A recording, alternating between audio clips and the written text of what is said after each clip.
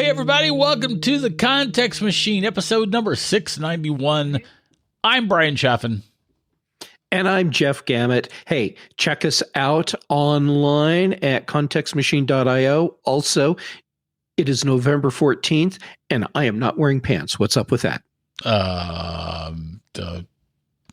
on, guys. We're gonna circle back to that. You can also use contextmachine.io to reach out. See, you completely discombobulated me. Do you want me to say it for you? No. Or you can find us on Mastodon at Context Machine or on Blue Sky at contextmachine.bsky.social. Also, we have a sponsor today. Our sponsor is Framer. Excellent. Thank you, Framer. Yeah, I'm going to tell you more about them later in the show. And I think the question on top of everyone's mind is why no pants? Why did you tell us no pants?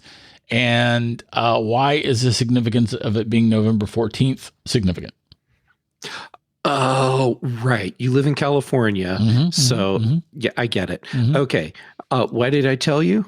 Spontaneous utterance. I have no idea why, but it's out there now, so we both have to live with it. Okay. I could have edited that out, and yet here we are. Judging by the fact that people are hearing this, I don't think I did.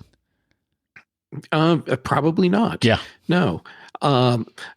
So sunny with a high of 73 Fahrenheit today, and it's November 14th in Colorado. We haven't had a killing frost yet. We haven't had any snow. I've been running my air conditioner in November. Anyhow, honestly, man, just kind of weird. It's 64 here today, and it's been raining. It rained all day yesterday, and it's been kind of raining on. Anyway, we finally have our November rains going, and it's been a little cooler. And it's also been kind of easy to forget that that the planet's warming up, because my local area, it has actually this was a mild summer. But oh wow, to your point, no snow in November where you are, that's a bad thing. Yeah, I mean, sometimes the snow is a little bit later, but to be this late, and it's been very dry and very hot throughout the year. Anyhow, you put all the things together, and And while I enjoy wearing my shorts, it bothers me that I'm having to wear them this time of year. Yeah, fair enough, man. Fair enough. Good luck with that. Oh, thank you. All right. So let's talk about the Borat sling. Oh, yeah. Speaking of dressing down.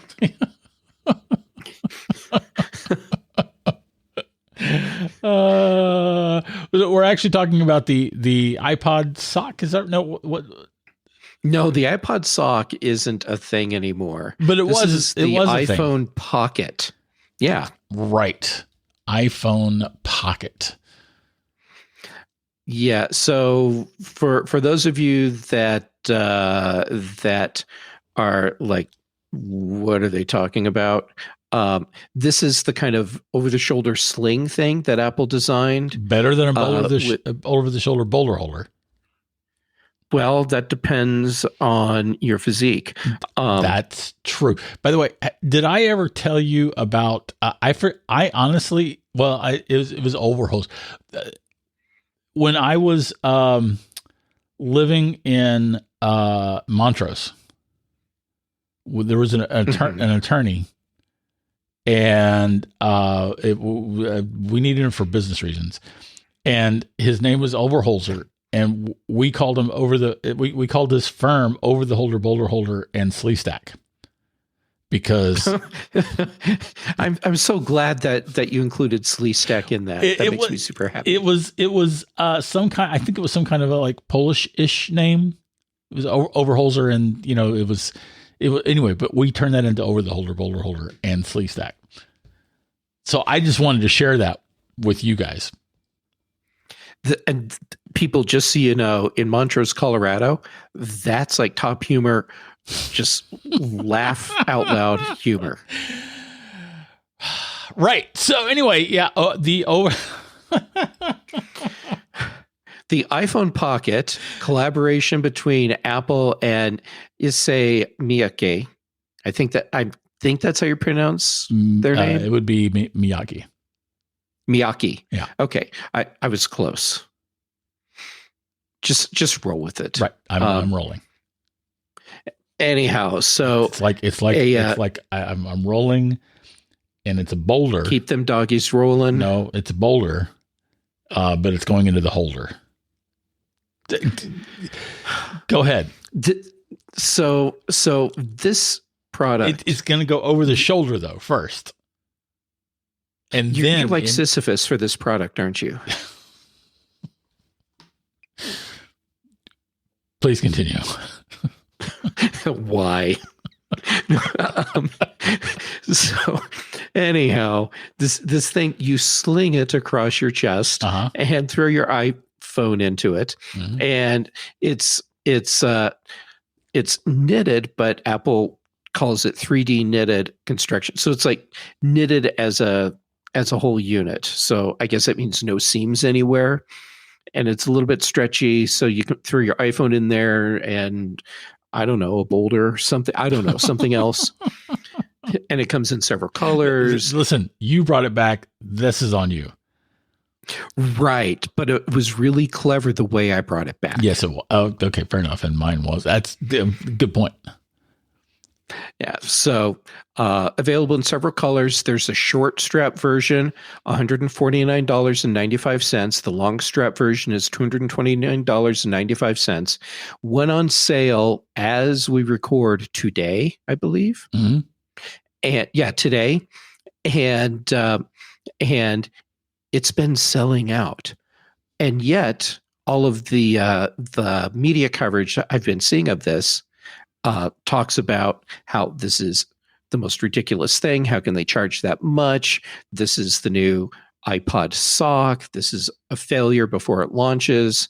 There's a lot of negative press about this product. Right. And I am most empathetic to asking why it costs so much.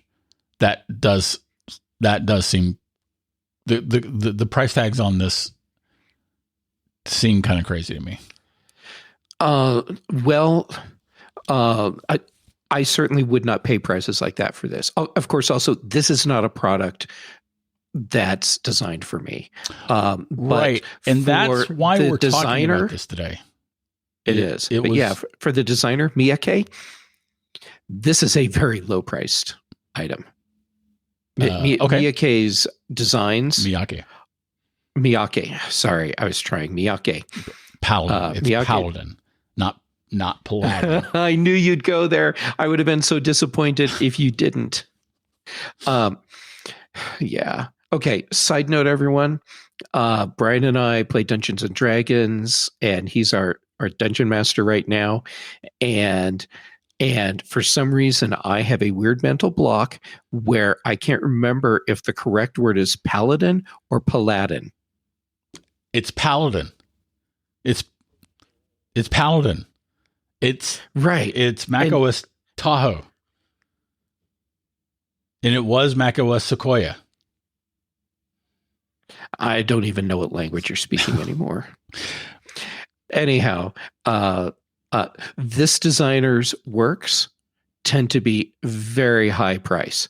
And so this is like low budget cost for one of their products. I see. Or one of their designs. Right. That said, yeah. So you pointed out the reason we're talking about this is because we're sorting out who's this for.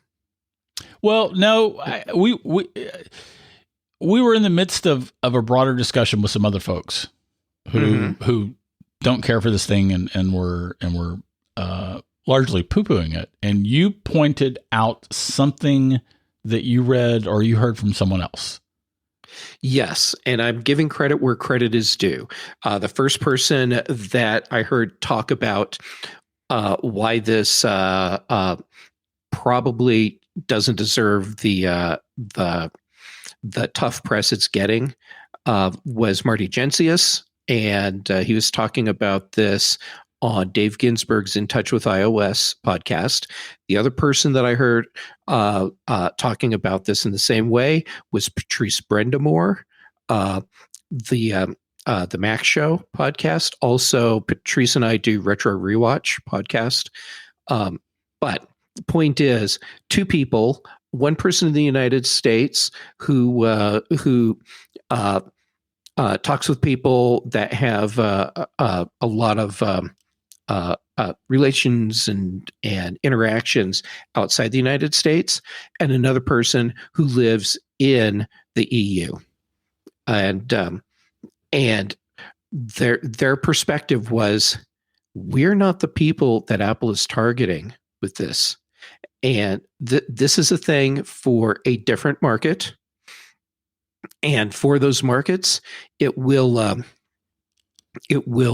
probably sell well. Well, reports are saying it's been selling out on the opening day. And if you look at the Apple stores where this is available, these are all stores that are in areas where you would expect to see more interest in higher fashion. Yeah. Hong Kong, Tokyo, Shanghai, Paris, Seoul, Singapore, Singapore, Milan, London, New York City, and Taipei.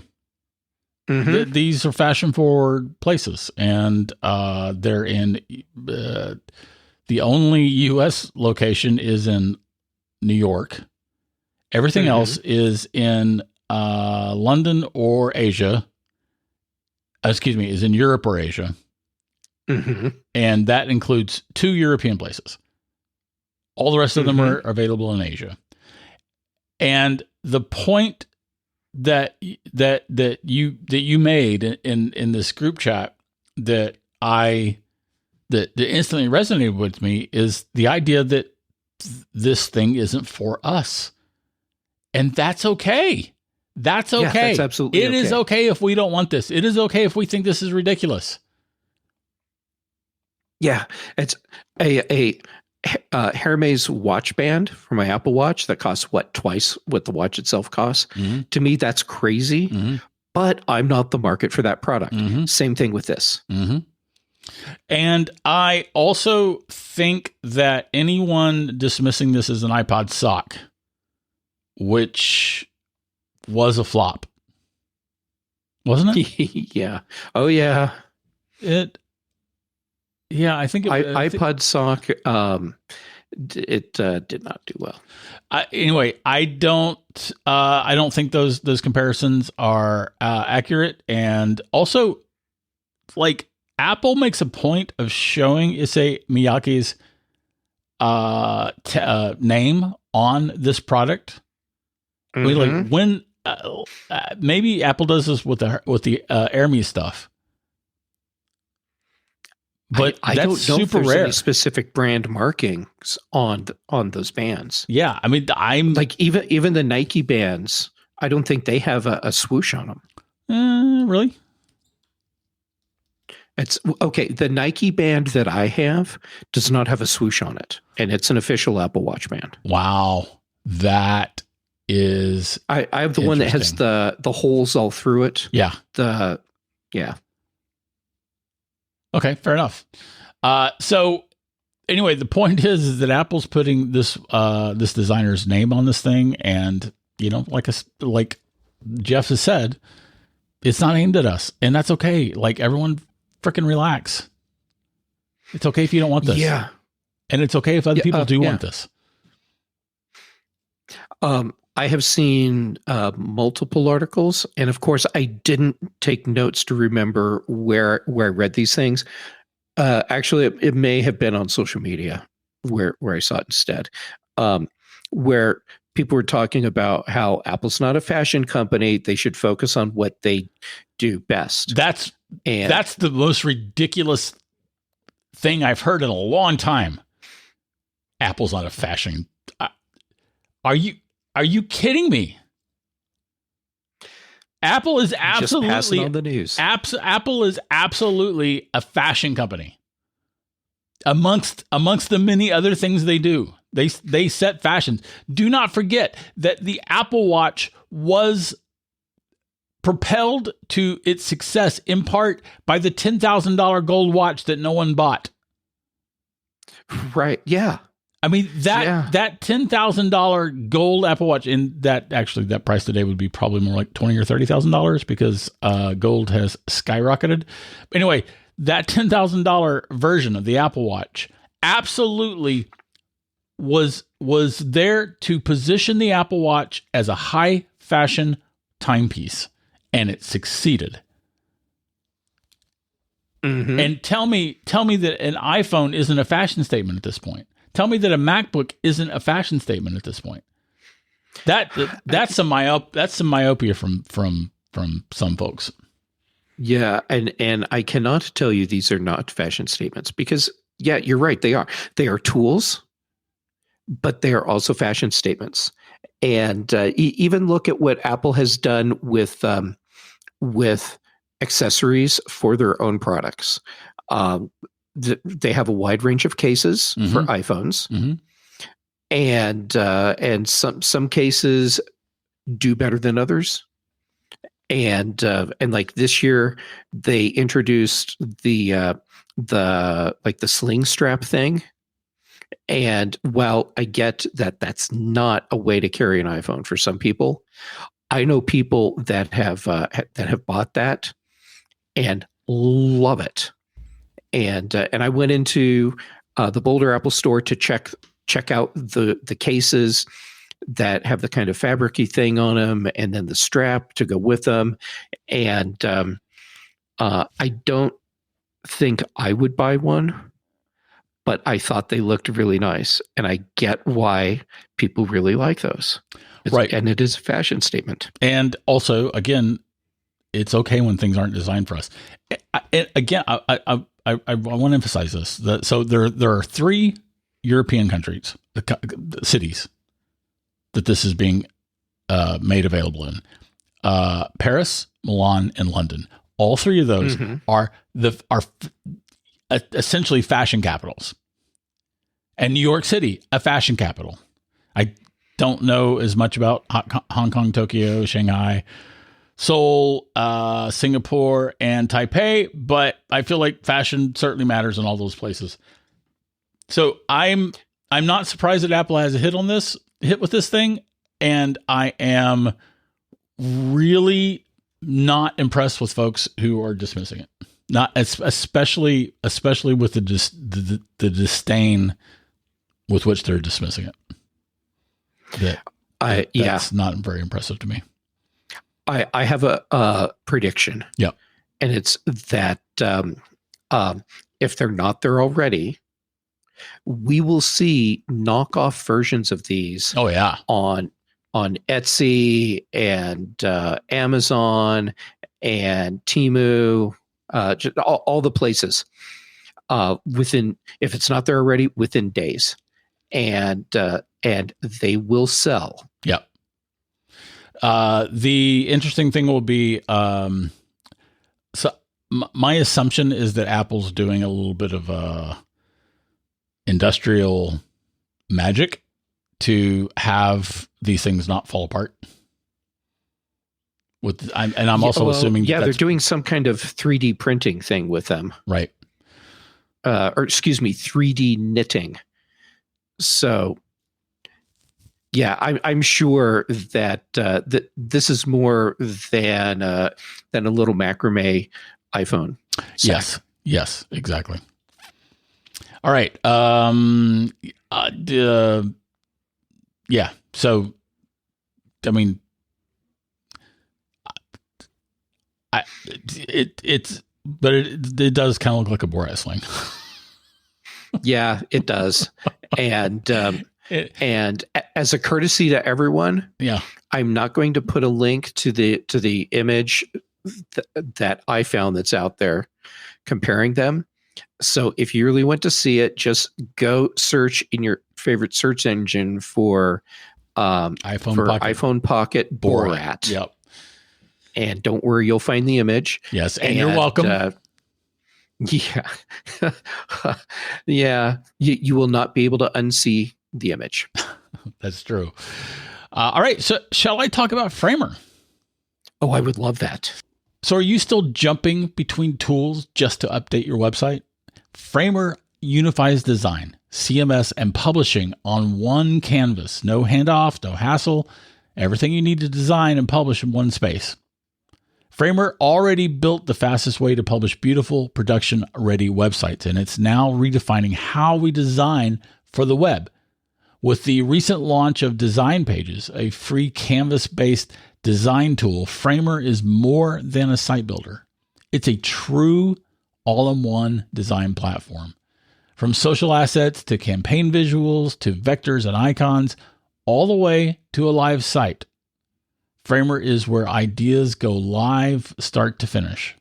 So if you're ready to design, iterate, and publish all in one tool, you can start creating for free at framer.com/design and use code TCM, that's for the context machine, for a free month of Framer Pro. That's framer.com/design and use promo code TCM. Framer.com/design, promo code TCM. Rules and restrictions may apply. We appreciate them sponsoring this episode. Yeah. Thank you, Framer. Indeed. Thank you, Framer. And so in the meanwhile, we've got the death of Photoshop to report, I'm told. Do I have that right? Yeah. Yes, Brian. Yes. That's what we're reporting. Yeah. Yeah. Okay. So for those of you that don't know what Brian's talking about, Canva, they announced just recently that the Affinity suite, Serif was purchased by Canva like a year ago, and who's Serif? Serif was a company that designed their own software, and they made Affinity Photo, which is a Photoshop alternative. Mm-hmm. Affinity Design, mm-hmm. and which is like an Illustrator thing, right? Or is it more like a not Pages, but no, like Illustrator, and then Affinity Publish. How funny! I just drew a blank on the name. Anyhow, so they had like a Photoshop, Illustrator, and InDesign alternative. So their own file formats, but they also supported Adobe's Creative Cloud formats, and these were like professional level tools. I started using them back when you and I both worked at Mac Observer, mm-hmm. to see if I could actually have an alternative to Photoshop that gave me everything that I needed. And that was a long time ago. At that point, there were a couple things tools that I needed that were in Photoshop that weren't in Affinity Photo. But other than that, I could do everything. And as time has progressed and there are even more features added to the products, I found I had no need for Creative Cloud. And so I haven't been a Creative Cloud subscriber for a long time. Mm. So when Serif was purchased by Canva, it did get a lot of us that are big time Affinity Suite users concerned, because we didn't know what the future of this is going to be. Then, like a month ago, it's just not available anymore, and no word. And so then everyone got really worried. Then, like a week or so ago, Canva, it's like, hey, here you go. We are rolling out a brand new product, which is the Affinity Suite, the 3 apps, but now it's a single app. Mm-hmm. And so you go to one app, and you have your raster, your vector, and your page layout tools all together. And I have downloaded it. I've been using it, and I'm really impressed with it. Mac native app, so not Electron. There's a Windows version as well. The iPad version of the apps, the new Affinity unified app is coming soon. But the places where presumably people want them first, Mac and Windows, it's available now, and it's free for life. And Affinity even rolled out like a 2-minute video where they explained exactly why they're going to keep offering Affinity as a professional level tool. I did not free. Read that. You did not read this? I did well, not. It's okay. I did. Yeah, right. So can you tell us what is their argument? Because I absolutely had some concern with, well, okay, this is going to be abandonware then. That was my gut reaction. Legit concern. And my speculation before they made their announcement that about why it's going to be free, why they're going to continue updating it, and why it's going to stay a pro level tool. One of the things I speculated on is the parent company is Canva. Canva has their online design, editing tools, collaborative tools. And that's where all the AI tools that you can use when you're like whiteboarding projects or whatever, that's where you go. You go to Canva. So my speculation was, look, there's a lot of companies that are using Canva already. So Affinity becomes a gateway tool. You get more companies on board. You get more companies that start seeing the value in having Canva to go along with Affinity, and you sell more Canva subscriptions. And I'm not talking so much at like the individual user level. I'm talking at like you're getting up to enterprise level. And it turns out, yeah, that actually is the motivation behind this. And they like the idea of having a product out there that gives you the professional level creation and editing features without the paywall in the way. So what you're not getting with the Affinity app are the AI features that are built into Canva itself. And for a lot of people, that'll be fine. So then the speculation comes that, oh, well, now people can get Affinity for free. It's a pro level tool. So then that leads to the speculation. People have been saying that that this means people aren't going to need a Creative Cloud subscription. Well, I am sure that will be the case for some people. Sure.